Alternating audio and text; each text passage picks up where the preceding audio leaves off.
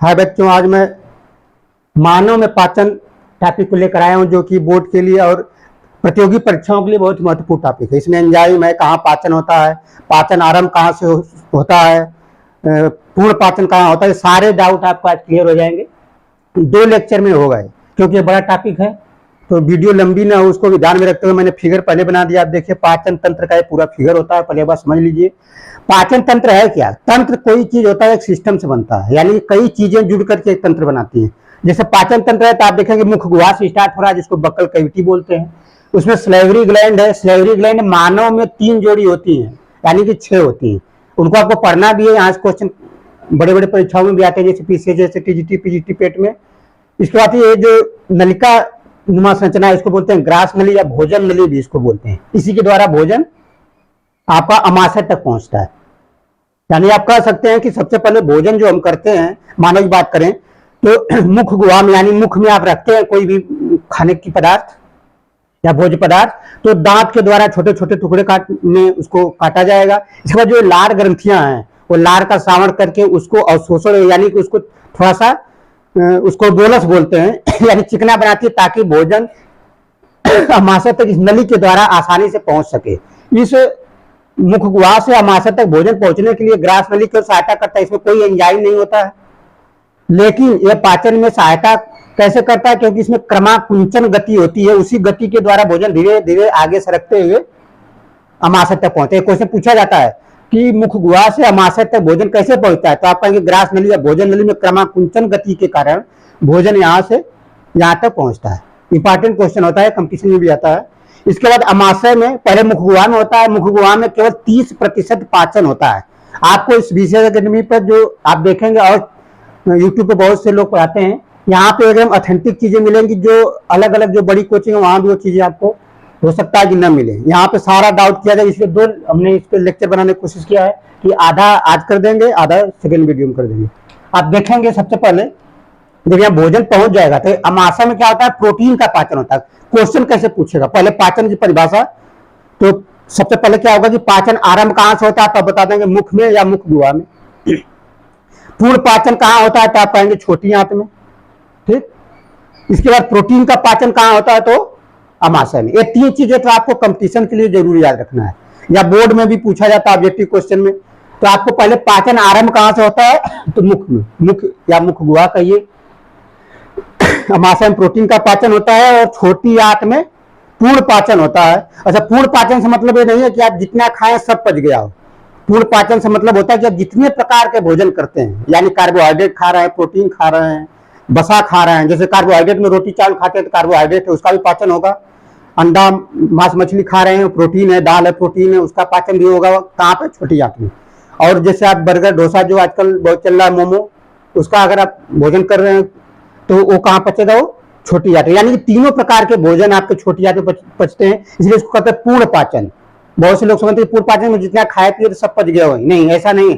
पूर्ण पाचन से मतलब जितने प्रकार के भोजन आप करते हैं वो सभी का पाचन यहाँ पे, क्योंकि इसमें सभी प्रकार के एंजाइम यहाँ पहुंच जाते हैं। तो आप देखिए सबसे पहले पाचन क्या है। पाचन पाचन क्या है? डाइजेशन, इसी को बोलते हैं हम डाइजेशन। यानी कहेंगे कि यह एक जैव रासायनिक प्रक्रिया या एक जैविक प्रक्रिया भी कह सकते हैं। कहेंगे यह एक जैव रासायनिक प्रक्रिया है। जैव रासायनिक प्रक्रिया है। जैव रासायनिक प्रक्रिया है जिसमें जटिल भोज्य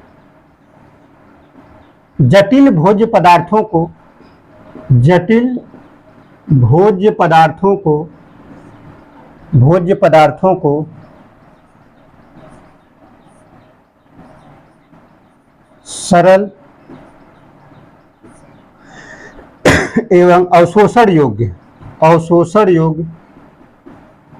अवशोषण योग्य यानी आप कह सकते हैं यह एक जैव रासायनिक प्रक्रिया है जिसमें जटिल भोज्य पदार्थों को सरल एवं अवशोषण योग्य भोज्य पदार्थों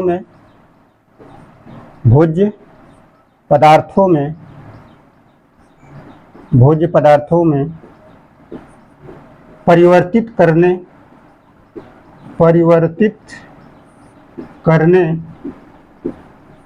की प्रक्रिया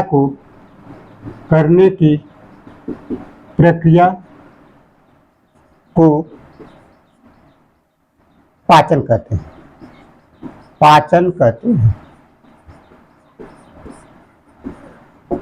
सबसे पहले पाचन समझ लीजिए। पाचन परिभाषा आपसे पूछी जा सकती है बोर्ड में 10th में कि पाचन क्या था। सिर्फ इतना कर दीजिए कि जो जटिल भोज्य पदार्थ है उनको सरल भोज्य पदार्थों में बदलने की प्रक्रिया क्या होती है, पाचन होता है। अब पाचन आरंभ कहां से होता है?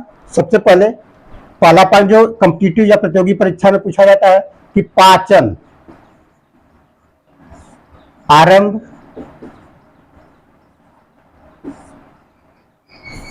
मुख गुहा से होता है, यानी बक्कल कैविटी से मुख। पाचन आरंभ या पाचन का आरंभ मुख गुहा में होता है। पाचन का आरंभ मुख गुहा में होता है, परंतु इसमें यानी कि मुख गुहा में केवल 30% पाचन होता है। 30% पाचन होता है, ये याद रखना। आपको परसेंटेज नहीं याद रखना, आपको याद रखना कि पाचन आरंभ कहां से। आपसे क्वेश्चन पूछेगा प्रतियोगी परीक्षा में, पाचन आरंभ कहां से होता है, मानव आरनाल में किस भाग से, तो आप कहेंगे मुख गुहा से। अब मुख गुहा में अलग अलग पाचन के लिए जो अंग है मिलकर जो बनाते हैं। पाचन तंत्र कैसे मिला है? मुख गुहा से लार ग्रंथि, ग्रास नली, छोटी आंत, बड़ी आंत, अमाशय, ये सब मिलकर के पाचन तंत्र का निर्माण कर रहे हैं। ये सबका योगदान है पाचन में। पाचन तंत्र क्या होता है? आप कहेंगे कि अलग अलग अंग मिलकर के मानव में जो पाचन की क्रिया को आसान बनाते हैं या पाचन करने में सहायता करते हैं, पाचन तंत्र कहलाता है। ठीक है, लेकिन आपसे क्वेश्चन पाचन पूछा जाता है तो आपको अलग अलग पूछे जाते हैं। सबसे पहले इसमें आ जाएगा मुख गुहा। पहला हम पढ़ेंगे, जैसे पहले मुख गुहा बक्कल कैविटी। आपको हम बताए पहले ही कि यही से पाचन क्या होगा, आरंभ हो जाएगा, यानी मुख गुहा में पाचन आरंभ होता है। लेकिन इसका पाचन होता किसका यहाँ पे? तो यहाँ पे आप याद रखेंगे स्टार्च का। मोस्ट इंपॉर्टेंट क्वेश्चन जो बड़ी परीक्षाएं होती है, नीट जैसे पेपर में क्वेश्चन 11th की भी सिलेबस में रहता है, 10th में भी रहता है, और जो भी पीसीएस टीजीटी पीजीटी में आता है सारे क्वेश्चन पूछे जाते हैं। तो मुख गुहा में किसका पाचन होता है? सबसे पहले आप देख लीजिए मुख गुहा में क्या क्या। मुख गुहा में आपको दांत मिल जाएगा, लार ग्रंथि मिल जाएगी, ये दो चीजें आपको जरूरी है। तो सबसे पहले हम यहाँ पे लार ग्रंथियों की बात कर रहे हैं। ठीक है, तो मुख गुहा में लिखेंगे यहाँ पे मुख गुहा में स्टार्च, ऐसे लिख लीजिए, स्टार्च का पाचन, या स्टार्च को हम बोलते हैं हिंदी में मंड, या आप ऐसे भी लिख सकते हैं मंड। मुख गुहा में स्टार्च का पाचन होता है। अब ये पाचन कौन करता है? तो जो ये लार ग्रंथि देख रहे हैं आप, ये लार ग्रंथियों द्वारा जो 6 हैं यानी 3 जोड़ी, उनके द्वारा लार स्रावित होता है। उसमें एक टाइलिन नामक एंजाइम होता है। ठीक है, तो आप यहां भी लिख सकते हैं ऐसे, स्टार्च यानी इसको बोलते हैं आप मंड, और इसका जो एंजाइम होता है इसमें लार में, इसको लार एमाइलेज भी बोलते हैं। लार एमाइलेज या इसी को बोलते हैं टाइलिन या टाइलिन। ये बहुत पूछा जाता है कि टाइलिन कहाँ पाया जाता है। ये इसको बदलता है शर्करा में। शर्करा भी बहुत सारी है, तो इसमें भी इसका नाम अगर पूछा जाता है आप लिखेंगे माल्टोज। ये डाइसैकेराइड होती है माल्टोज। ये कैसी है? 10th के एनसीईआरटी में कोई शर्करा लिख दिया, लेकिन वो शर्करा बहुत सारी है, जैसे आपके ग्लूकोज है, फ्रुक्टोज है, सुक्रोज है। तो ये सारी चीजें अगर पूछ लिया जाए शर्करा का नाम क्या है, तो आपका क्या बताएंगे? माल्टोज। और एक डाइसैकेराइड है। और ये लगभग 6.8 pH पर कार्य करता है, यानी कि अम्लीय माध्यम में एंजाइम कार्य करता है। आप देखेंगे तो पाचन जो मुख गुहा में होता है, मुख गुहा में स्टार्च का पाचन होता है। आइए कोई 30% आपसे अगर क्वेश्चन कभी बन जाए कि बताइए कि सबसे पहले मानव में पाचन किसका आता है, तो आप बताएंगे स्टार्च का, क्योंकि मुख गुहा से आरंभ होता है। ये क्वेश्चन बहुत कम लोग बताते हैं। आप ये सबको पता रहता है कि पाचन पूर्ण कहाँ होता है, तो छोटी आंत सबको याद रहता है, लेकिन आरंभ कहाँ से होता है उसमें आप 60% लोग ही बता पाएंगे। लेकिन अगर ये पूछ लिया जाए कि किस पदार्थ का पाचन होता है तो बहुत कम लोग बता पाएंगे। सबसे पहले स्टार्च का पाचन होता है। स्टार्च भी एक पॉलीसैकेराइड है, कार्बोहाइड्रेट ही है, लेकिन आपको सीबीएसई अकेडमी पर चाहे जो भी परीक्षा दीजिए आपको एकदम ऑथेंटिक चीजें और कहीं दूसरी जगह आपको जुड़ने की जरूरत नहीं पड़ेगी। अब इसके आगे और है कि इस मुख गुहा में जो दांत है, दांत का क्या कार्य है, सलाइवा यानी जहां लार स्रावित हो रहा है लार ग्रंथि से उसका क्या कार्य है, क्योंकि जगह थोड़ा कम पड़े तो इसको मिटा रहे हैं आप, यहाँ पे स्क्रीनशॉट लीजिए। आगे बढ़ा है लार ग्रंथि, ये पूरा देख लीजिए, इसके बाद हम आगे बढ़ते हैं। इसको मिटा रहे हैं हम।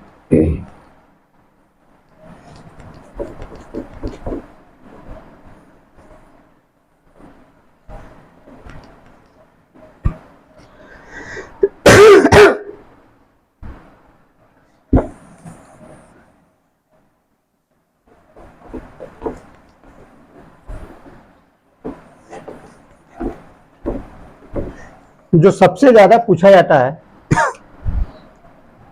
लार ग्रंथियां, लार ग्रंथियां, और आज के बाद आपको कहीं और से कंटेंट लेने की जरूरत नहीं पड़ेगी, सारी चीजें यहाँ पे क्लियर हो जाएंगी।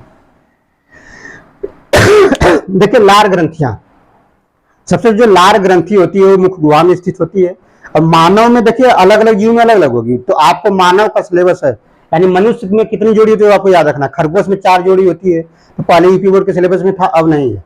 तो आपको एनसीईआरटी में जो मानव का दिया वही, तो मानव में 3 जोड़ी लार ग्रंथि पाई जाती है। ये कहाँ पाई जाती है, मुख गुहा में। तो आप लिखना शुरू करेंगे यहाँ पे, मानव या मनुष्य लिख सकते हैं। मानव में 3 जोड़ी लार ग्रंथियां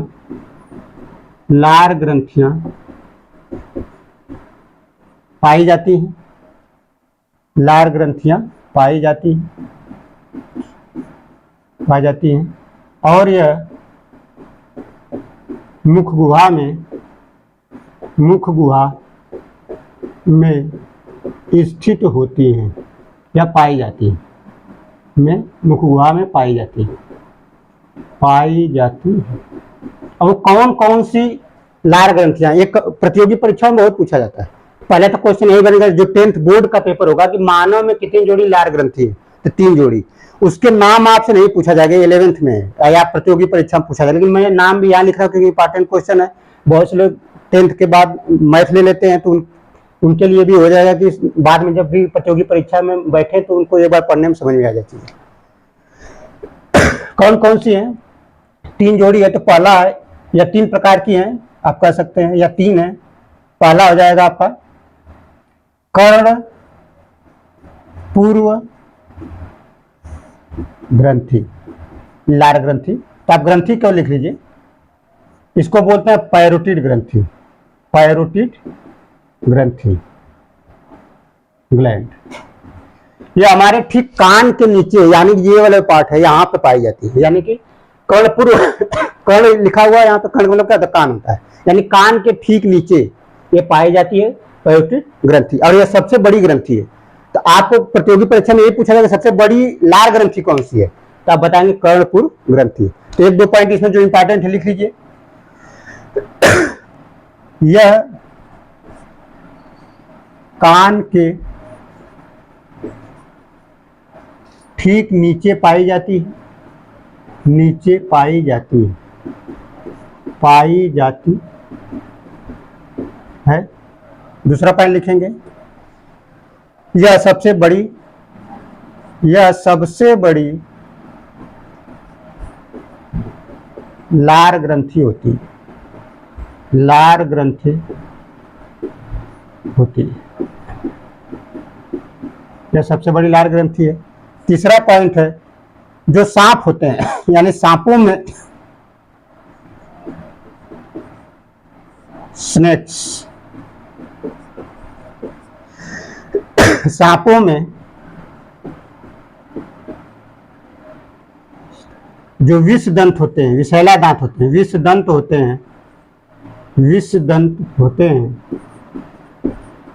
होते हैं, वह इसी ग्रंथि के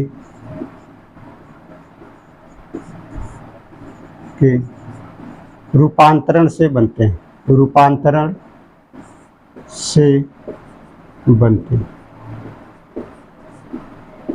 ये बहुत इंपॉर्टेंट पॉइंट है कि जो सांप होते हैं, सांपों में जो विष होता है यानी विष दंत, यानी कि जो सांप होते हैं उसमें जो विषैला दांत होता है वो किसका बना होता है? इसी ग्रंथि का होता है।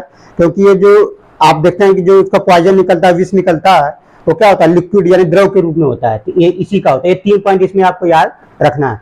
एक पॉइंट और भी रख सकते हैं कि जो ये क्या है, एक द्रव के रूप में होता है तो एक डक्ट के द्वारा यानी नली के द्वारा आता है।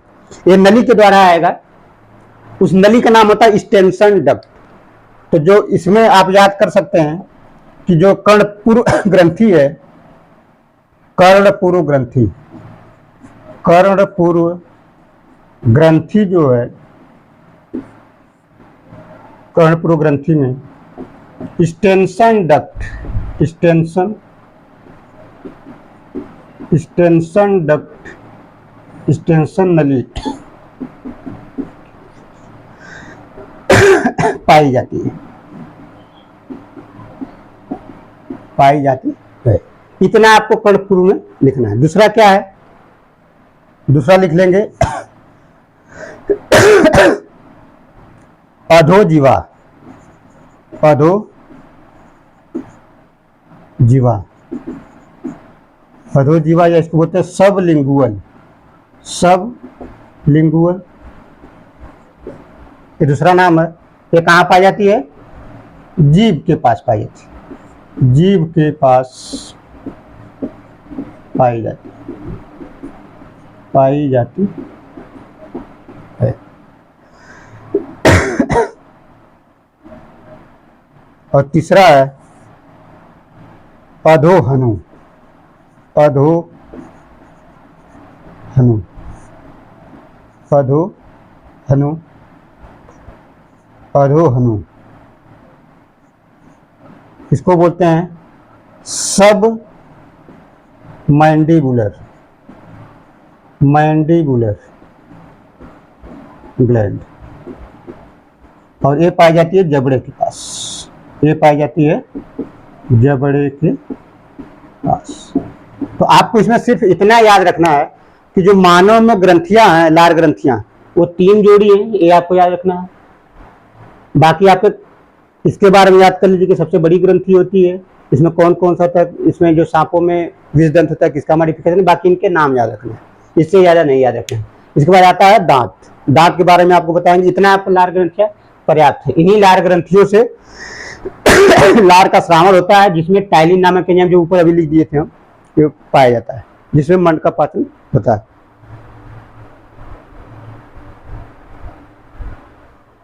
इसके बाद आता है दांत।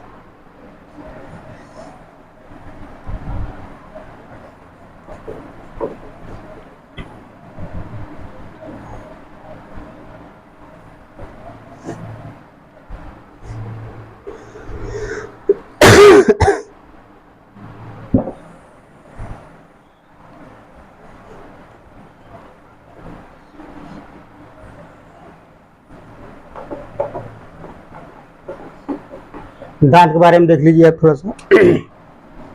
दांत, दांत है, इसको बोलते हैं टीथ। तो अलग अलग जीवों में दांतों की संख्या अलग होती है। हमको मानव का पढ़ना है, ठीक है। तो मानव जो होते हैं विषम दंती होते हैं, यानी कि इसमें जो होता है कि अलग अलग प्रकार के दांत पाए जाते हैं। तो मानव में 4 प्रकार के दांत होते हैं। तो सबसे पहले दांत होता है, अगर दांत की बात करें, थोड़ा सा यहाँ बता देना है आपको, यहाँ पे जैसे दांत कुछ इस तरीके से होता है। ये दांत है, इसके ऊपर आप देखते होंगे कि एक सफेद परत होती है। ये सफेद परत जो है इसको बोलते हैं इनेमल। क्या बोलते हैं इसको? इनेमल। और ये मानव शरीर का सबसे कठोर भाग होता है, मानव शरीर का सबसे कठोर भाग होता है। इसके जो नीचे होता है उसको बोलते हैं डेंटाइन, इसको बोलते हैं डेंटाइन। तो 10th में इतना आपको डिटेल नहीं पढ़ना है, आपको बस एक बता दिए हैं कि कैसा होता है, ठीक है। बाकी आप इसमें देखेंगे दांत, तो मानव में दांत 4 प्रकार के होते हैं, यानी 4 प्रकार के होते हैं, यानी इसे हम क्या बोलेंगे, विषम दंती, हेट्रोडॉन्ट। विषम दंती मतलब अलग अलग प्रकार के। तो 4 प्रकार के हैं, क्या क्या नाम उनका ये देख लीजिए। पहला है आपका कृंतक। क्या है? कृंतक, जो सामने वाला वाला फ्रंट वाला होता है। 2 होता है कृंतक रदनक, जो उसके बगल वाला होगा, रदनक। तीसरा हो जाएगा अग्रचवर्णक, अग्रचवर्णक। और चौथा हो जाएगा चवर्णक। ये 4 प्रकार के दांत हो गए। इनको बोलते हैं इंसिजर, इंसिजर। इसको बोलते हैं कैनाइन, इसको बोलते हैं प्रीमोलर, प्रीमोलर, इसको बोलते हैं मोलर। ये आपके 4 नाम याद रखिए। इनके 10th स्तर पर काम भी पूछ लिया जाता है। तो इसका आप लिख सकते हैं काटने का कार्य करते हैं। ये क्या करते हैं आप? कटिंग का, यानी कि जो भी भोज्य पदार्थ होगा उसको क्या करेंगे, भोज्य पदार्थों को काटने का कार्य कौन करता है? कृंतक। ये जो होते हैं मांसाहारी जीवों में पाए जाते हैं, जो मांस को चीरने फाड़ने का, क्योंकि जो मांसाहारी जीव होगा वो कच्चा मांस खाते हैं। तो कच्चे मांस को चीरने और फाड़ने के लिए ये दांत उनमें, यानी मांसाहारी जीव में ज्यादा डेवलप। आप देखेंगे जो मांसाहारी जीव है उनके लक्षण क्या, खाने के लिए आदमी मांस खाता है लेकिन उसमें दांत नुकीले या लंबे नहीं होते। लेकिन आप देखें कुत्ता है, शेर है, इनमें देखेंगे कि दांत इनके जो होते हैं, जो कैनाइन होता है वो लंबे और नुकीले होते हैं। यानी इनकी पहचान होती है किसकी? मांसाहारी जीवों की। तो आप देखेंगे इसमें क्या होगा, मांस को या भोज्य पदार्थ को चीरने और फाड़ने के लिए, चीरने के लिए होता है। ये होते हैं चबाने के लिए, चबाने तथा पीसने के लिए यूज किया जाता है। और इसका भी वही काम है, चबाने और पीसने। इसका कार्य अगर पूछ लिया जाए तो आप कर सकते हैं, ठीक है। अब आपका काम क्या है कि अलग अलग जीवों में दांतों की संख्या अलग होती है। मानव में कितना, तो आपको याद रखना। तो मानव जो दंत सूत्र होता है, ये पहले देख लीजिए। तो आप पहला पॉइंट यहां लिखेंगे, मानव दंत सूत्र, या आप लिख सकते हैं वयस्क मानव। वयस्क जो 17 साल से ऊपर के हैं, वयस्क मानव दंत सूत्र। तो जो मानव में दंत सूत्र होता है ये होता है 21, 23 अपान 21, 23। ये सूत्र होता है। लेकिन परीक्षा में जब भी आप बैठेंगे तो ऐसे लिखेगा वो। लेकिन ये क्या होता है कि आधे जबड़े का, जैसे आपका जो दांत होता है, मान लीजिए जबड़ा है, तो ये सिर्फ आधे जबड़े, यहां से यहां तक का सूत्र दिया है, ये यहां से यहां तक आगे नहीं दिया, यानी इसमें मल्टीप्लाई 2 करते हैं, ठीक है। तो 2 नहीं दिया जाता प्रतियोगी परीक्षाओं में या 10th में। आपको कोई फॉर्मूले आपको अंडरस्टूड है, आधे जबड़े का सूत्र होता है, आधे का आपको 2 का मल्टीप्लाई करेंगे। क्वेश्चन कैसे गलत होता है बोर्ड में अभी आपको बताएंगे। तो आप ये लिख सकते हैं, तो ये आप देखेंगे कि 2, 1, 3, 2, 5, 3, 8, ऊपर है 8, नीचे है। लेकिन ये कितने का है? आधे जबड़े का है। तो पूरे जबड़े का निकालने दूना कर देंगे आप, तो दूना करेंगे कितना जगह? 32। तो मानव जो वयस्क मानव कितने दंत होते हैं? उसमें 32 होते हैं। इस 32 में भी अगर आप देखेंगे जो 32 दांत होता है उसमें भी 2 होते हैं।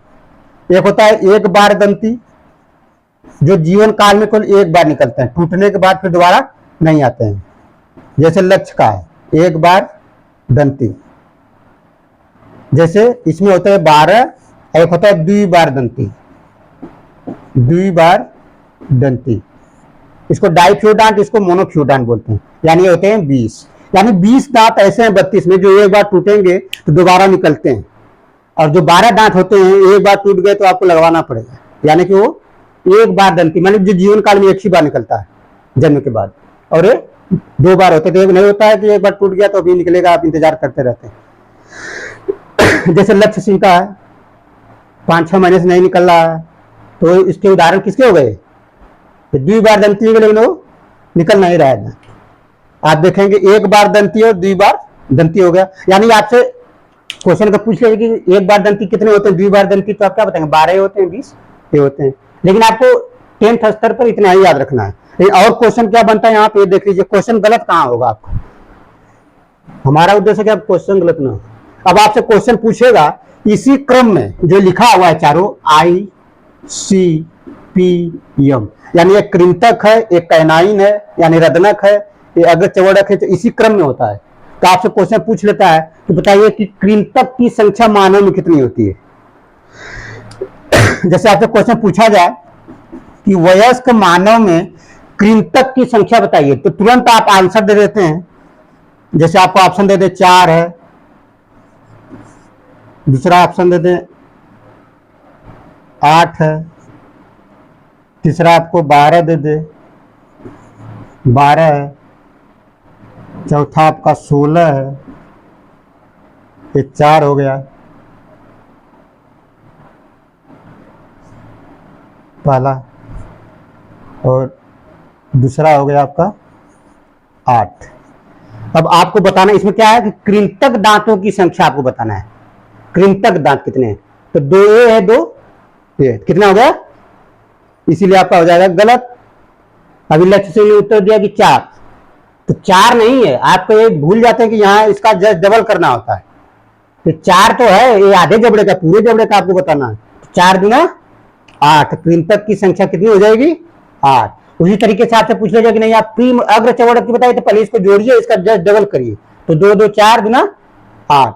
इसका पूछा जाए कि नहीं मोलर का चवर्णक का बताइए, तो 3 3 6 गुना 12। ऐसे क्वेश्चन बोर्ड में आता है और आपका गलत हो जाता है, क्योंकि आप इसके डायरेक्ट गिनते हैं और क्वेश्चन गलत हो जाता है। तो कृंतक की संख्या, कृंतक दांतों की संख्या, तो ये आपको हमने क्राइटेरिया बता दिया क्वेश्चन पूछे जाने की, कृंतक दांतों की संख्या।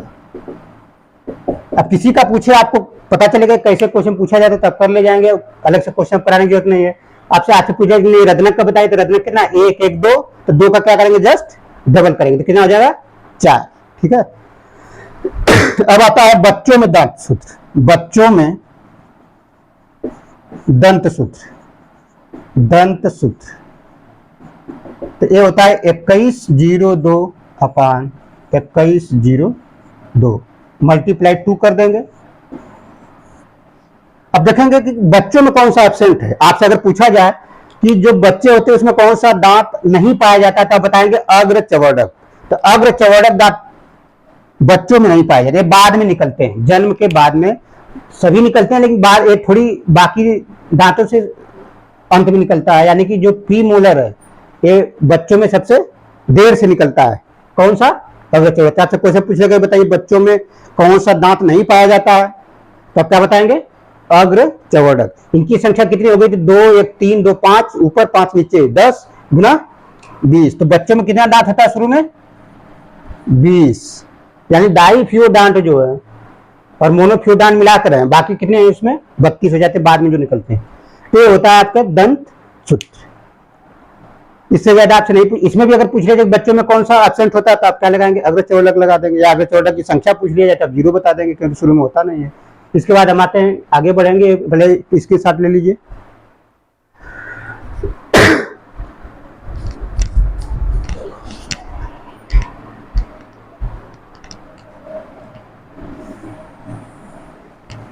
अब देखिए आता है मुख गुहा हो गया टंग, क्योंकि ये सारे चीजें मुख गुहा में स्थित है। दांत है, सलाइवरी ग्लैंड यानी लार ग्रंथि है, जीभ है, ये सब कहां पाई जाती है आपके मुख गुहा में पाई जाती हैं। तो इनको एक साथ आपको पहले देख लेना है।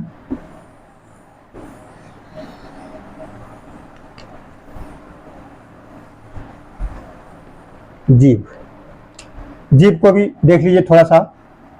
जीभ यानी टंग, TON। आप देखेंगे क्या है, यह एक संवेदी अंग है, संवेदी अंग है,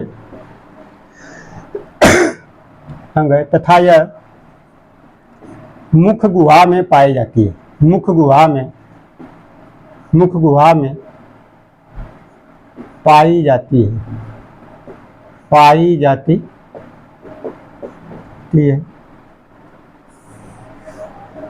जिस पर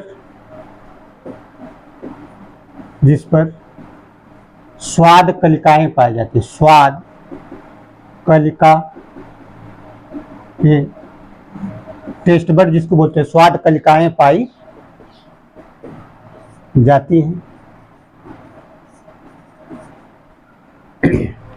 एक संवेदी होता है जिस पर स्वाद कलिकाएं पाई जाती हैं, और जो आप भोज्य पदार्थ करते हैं या जो भी खाते पीते हैं उसका टेस्ट यानी कि उसका किस प्रकार का स्वाद है वो आपको पता चलता है। तो सबसे पहले आप देख लीजिए जीभ क्या है।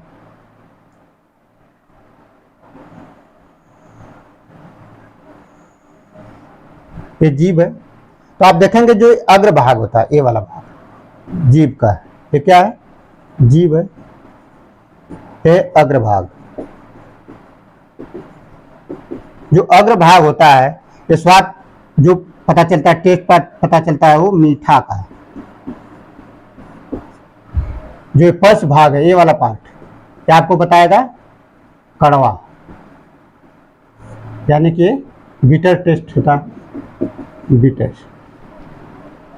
और ये जो पार्श्व है, ये वाला पार्ट जो होता है जीभ का, ये कराता है आपका खट्टा,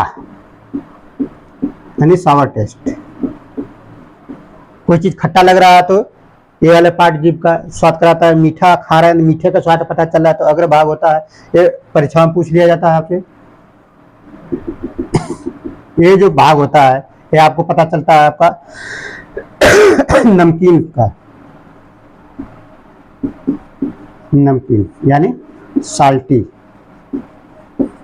टेस्ट। टेस्ट बड कहाँ पाए जाते हैं? यानी कि जो जीभ होती है मांसल संवेदी अंग होता है जो मुखगुहा में पाई जाती है, जिस पर स्वाद कलिकाएं, जो भी चीज खाएंगे आप बता देंगे कि मीठा खा रहा है। जैसे अब मीठा खा रहे हैं, मीठे का पता चल रहा है, कड़वा खा रहे हैं, कड़वे का पता चल रहा है, मिर्चा खाएंगे, मिर्चे का पता चल जाएगा, नमकीन खाएंगे, नमकीन पता चल जाएगा। तो आपको जो मीठे का स्वाद पता है, जो जीभ के अग्र भाग से, कड़वा पश्च भाग से, और जो पार्श्व साइड है ये पता चलता है। तो इतना ही आपको जीभ में याद रखना है, इससे ज्यादा नहीं।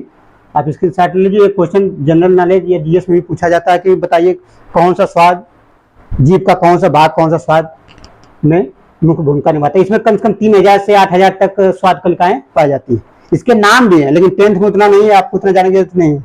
ये सब आप जैसे परीक्षा में उसके नाम, जैसे फिलिफार्म अपरेटस है, फिलिफार्म है, फ्यूजीफार्म है। अभी चाहे तो हम इसको अभी इलेबोरेट कर सकते हैं और भी ज्यादा इसमें पढ़ा सकते हैं, लेकिन हमको 10th का सिलेबस पढ़ा रहे हैं इसलिए उसके नाम नहीं बता रहे हैं। ठीक है, इसको देख लीजिए आप। अब आता है भोजन नली।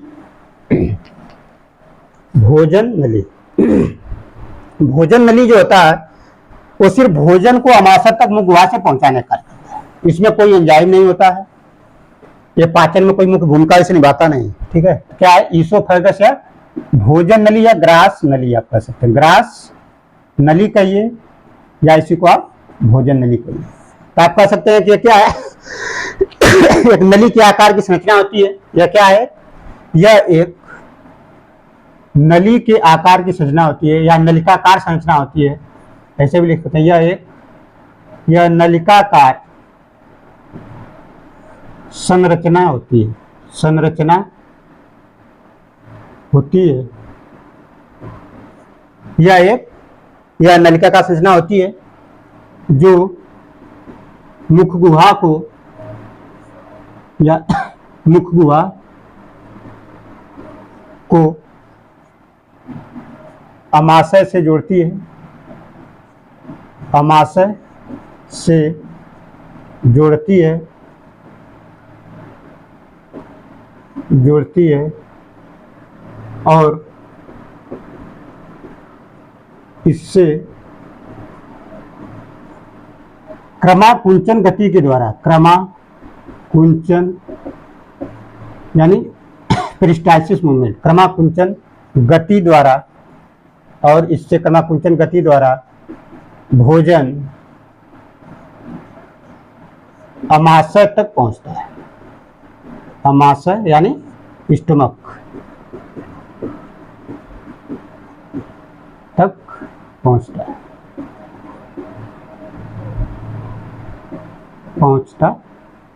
है, परंतु इसमें कोई एंजाइम नहीं होता है, परंतु इसमें कोई एंजाइम नहीं होता है, कोई एंजाइम नहीं।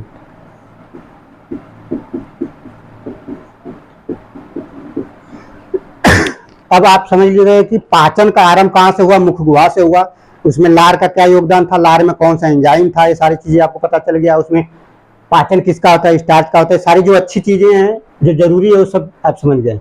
अब भोजन जो अच्छे पेपर में क्वेश्चन बनता है, अब अमाशय शुरू होगा। भोजन अमाशय तक इसके द्वारा पहुंच चुका है, तो हम पढ़ेंगे अमाशय। ये बहुत ही इंपॉर्टेंट है अमाशय। यही पढ़ा कर वीडियो यही रोकेंगे, फिर छोटी याद, बड़ी याद, यकृत एक वीडियो में करेंगे तो लंबी वीडियो हो जाती है ज्यादा। तो अमाशय एक इंपॉर्टेंट है। यहाँ पे कौन कौन से एंजाइम, कौन सा, ये भी कम से कम यहाँ से question PCS, RO, ARO, PGT, PET, सारे परीक्षाओं में अमाशय से क्वेश्चन बहुत ज्यादा आने की संभावना रहती है। अमाशय होता क्या है, तो आप देखेंगे अमाशय एक बैग लाइक स्ट्रक्चर होता है या जे शेप की संरचना होता है। ये भी कह सकते हैं बैग लाइक स्ट्रक्चर, यानी थैलीनुमा संरचना है या जे नुमा संरचना है, दोनों कह सकते हैं। तो अमाशय, अमाशय या स्टोमक,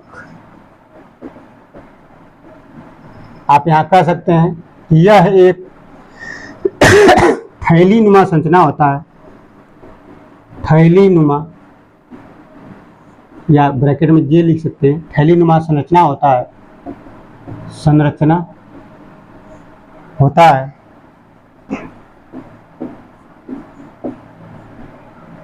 जिसमें 4 परतें पाई जाती हैं, 4 परतें पाई जाती हैं, पाई जाती हैं, जिसको हम बोलते हैं सिरोसा, म्यूकोसा, सब म्यूकोसा।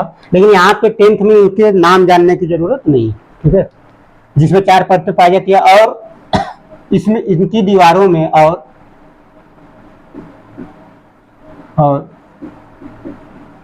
अमाशय की दीवारों में आप लिख सकते हैं, अमाशय यानी म्यूकोसा जो होता है उसी में पाया जाता है, यानी कि अमाशय की दीवारों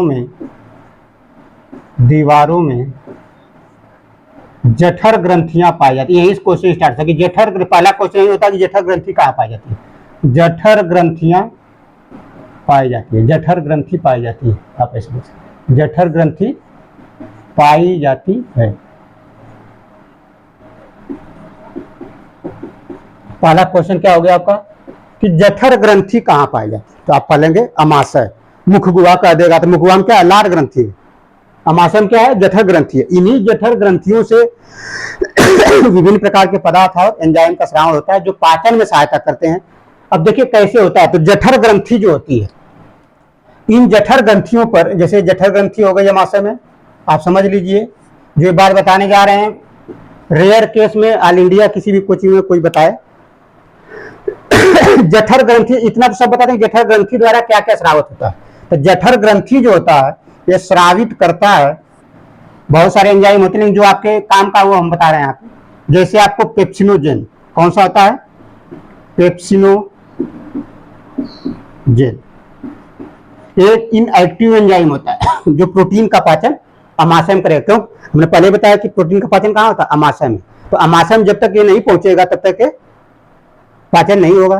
तो लेकिन जो पेप्सिनोजेन है निष्क्रिय एंजाइम होता है, इसको एक्टिव एंजाइम में बदलना होता है, यानी वो सक्रिय होगा तब जाकर ये काम करेगा। तो सक्रिय इसका फॉर्म क्या होता है, यानी कि इसका रूप क्या होता है, पेप्सिन। कुछ लोग पेप्सिन डायरेक्ट बता देते हैं, लेकिन आपको यहाँ हम पहले बताया कि पूरा जो सिस्टमेटिक चीजें होती है पूरी बताइए। तो ये पेप्सिनोजेन के रूप में होता है। दूसरा आता है HCl, इसको बोलते हैं हाइड्रोक्लोरिक अम्ल, एक अम्ल होता है, यहाँ लिख सकते हैं अम्ल है। एक होता है श्लेष्म, इसको बोलते हैं म्यूकस, जो गोबलेट सेल द्वारा स्रावित होती है। 10th में कोशिकाओं का नाम याद रखना जरूरी नहीं है, लेकिन इतना जरूरी है। बाकी इसमें रेनिन भी स्रावित होता है, ठीक है, रेनिन भी आप लिख सकते हैं यहाँ पे। रेनिन भी होता है, लाइपेज भी होता है, लाइपेज। लेकिन जो ये दो एंजाइम है आपको 10th में उतना कारगर नहीं होता है, 11th स्तर पे या नीट जैसे पेपरों में आता है। तो आपको जो 10th में याद रखना है ये तीनों याद रखना है 10th में, ठीक है। बाकी नीचे के दो नहीं भी याद हैं कोई दिक्कत नहीं है, लेकिन एक इंपॉर्टेंट है, ये वसा का पाचन करता है। ये किसका पाचन करता है? दूध का। जो नवजात शिशु होते हैं, जो 3 महीने 4 महीने 6 महीने के हैं, जिनमें अभी वेल डेवलप्ड सिस्टम नहीं है, तो दूध को पचाने का कार्य कौन करता है? रेनिन करता है। तो आपसे पूछा जाता है कि नवजात शिशुओं में दूध का पाचन कौन करता है? तो रेनिन। लेकिन हम लोग जो बड़े हैं उनमें कौन करेगा? तो पेप्सिन, ठीक है। एक चीज याद रखना है। तो ये इतना तो सब बता देते हैं कि जठर ग्रंथि अमाशय में पाए जाते हैं, और अमाशय के द्वारा या अमाशय में जो जठर ग्रंथि, इसके द्वारा ये चीजें 10th में यही आपको याद रखना है। 10th के बता रहे हैं। अब आपका काम क्या है, इसमें क्वेश्चन अलग से क्या बोर्ड में पूछा जाता है ये देखना। ये जठर ग्रंथि अपने आप स्रावित नहीं करती है, तो जो जीआईटी होती है, यानी जीआईटी जो आहार नाल होती है, उससे एक हार्मोन स्रावित होता है जिसका नाम होता है गैस्ट्रीन। इसका नाम क्या है? गैस्ट्रीन। यह है गैस्ट्रीन। जीआईटी स्रावित होता है गैस्ट्रीन। जो गैस्ट्रीन हार्मोन है, ये क्या है? हार्मोन। आप पूरा लिख लीजिए, क्योंकि 10th लेवल पे या किसी बड़ी परीक्षा में ये पूछ लिया जाए कि बताइए कि एचसीएल या पेप्सिनोजेन या श्लेष्मा जो श्रावण जठर ग्रंथि किसके प्रभाव में इनका श्रावण करती है, तो आप नहीं बता पाएंगे। तो गैस्ट्रीन हार्मोन के प्रभाव में गैस्ट्रीन यानी इसको क्या करता है? प्रेरित करता है कि इसका श्रावण हो। ये कहां से निकलता है? जीआईटी से, यानी आहार नाल से निकलता है, ठीक है, गैस्ट्रीन हार्मोन। अब आप देखेंगे इसके अलग अलग कार्य क्या है। सबसे पहले पेप्सिनोजेन है। तो पेप्सिनोजेन को ये क्या हमने बताया ना कि पेप्सिनोजेन जो होता है, पेप्सिनोजेन, ये जो पेप्सिनोजेन है इसको पहले पेप्सिन में बदलना पड़ेगा, तभी जाकर के पाचन किसका होगा? प्रोटीन का। ये किसका पाचन करेगा? प्रोटीन का। जो पेप्सिन एंजाइम में प्रोटीन का पाचन करेगा पेप्टोन्स में, ठीक है। ये बदल जाता है, अभी आपको आगे करा देंगे। यहाँ पे आपको अब जब ये इनएक्टिव निष्क्रिय, तो इसको सक्रिय कौन बनाएगा? ये क्वेश्चन आपसे पूछा जाता है कि जो निष्क्रिय है पेप्सिनोजेन के रूप में पेप्सिन कौन बनेगा? तो यही HCl। अगर HCl नहीं रहेगा तो ये काम नहीं होगा, यानी प्रोटीन का पाचन। तो आपसे क्वेश्चन कैसे घुमाएगा? वो कहेगा बताइए कि अगर अमाशय की दीवार या जठर ग्रंथि द्वारा HCl का श्रावण कम हो जाए या बंद हो जाए श्रावण, तो बताइए कि किसके पाचन में प्रभाव होगा? तो किसके पाचन में होगा? प्रोटीन के, क्योंकि प्रोटीन का पाचन करता है पेप्सिन। और जब पेप्सिन नहीं बनेगा, यानी कि ये निष्क्रिय से सक्रिय नहीं होगा, तो किसका पाचन अफेक्टेड होगा? प्रोटीन का। यानी यहाँ पे HCl की आवश्यकता होती है किसके लिए? सक्रिय एंजाइम बनाने के लिए, यानी कि पेप्सिनोजेन को पेप्सिन में बदलने के लिए HCl की आवश्यकता होती है, ठीक है। तो अलग से बोर्ड में क्वेश्चन पूछे थे कि HCl के 2 कार्य लिखिए, ठीक है। तो लिख देते हैं यहाँ पे HCl के कार्य। HCl के कार्य पहला लिख लीजिए आप कि यह प्रोटीन के पाचन के लिए अम्लीय माध्यम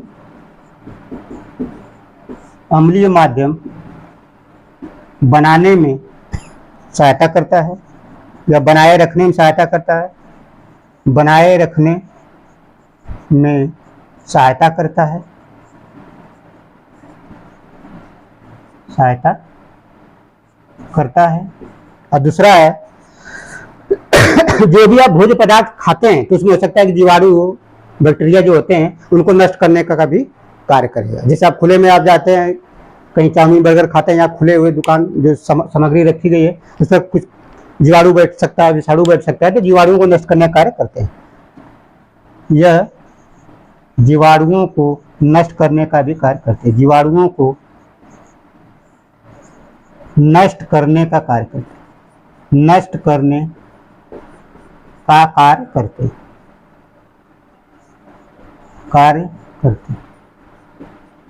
ये 2 कार्य आपसे पूछे जाते हैं। आप ये 2 याद कर लीजिए, बाकी ये भी आप लिख सकते हैं कि पेप्सिनोजेन को पेप्सिन में बदलेगा, तब ये क्या होगा, पाचन होगा। इसके साथ ये एकदम बेहतरीन नोट आपका होगा बोर्ड के लिए, चाहे किसी भी आर ओ पीछे देंगे हर जगह काम आने वाला है, ये एक जगह आपको मिल जाएगा। आपको इसका कार्य पता चलेगा पेप्सिन, हम लिख भी दे रहे हैं यहाँ चाहे यहाँ पे ऐसे ही लिख दे रहे हैं। जो पेप्सिन है यहाँ पे लिख देते हैं, ये प्रोटीन का पाचन करता है। किसका पाचन करेगा, ये प्रोटीन का पाचन करेगा। कौन, पेप्सिन। किसमें, पेप्टोन्स में, पेप्टोन्स और पेप्टाइड्स में, तो आप पेप्टोन्स को लिख लीजिए, पेप्टोन्स में करता है, ठीक है। इसके बाद आता है आपका श्लेष्म का कार्य, ये भी पूछा जाएगा, श्लेष्म क्यों स्रावित होता है। इतना हो गया तो आप देखिए इसकी साइड ले लीजिए इसको।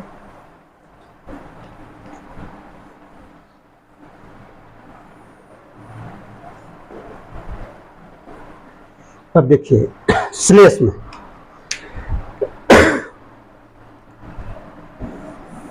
जो श्लेष्म है वो कहां स्रावित हो रहा है, जठर ग्रंथि से यानी अमाशय से। श्लेष्म मोस्ट इंपॉर्टेंट ये भी है। इसका श्रावण गोबलेट सेल द्वारा होता है, गोबलेट कोशिका द्वारा या सेल द्वारा, लेकिन ये अमाशय की दीवार से स्रावित होते हैं, लेकिन कोशिका का नाम पूछे तो गोबलेट कोशिका कहेंगे। अब इसका जो श्रावण हो रहा है इसका कार्य क्या है, तो यानी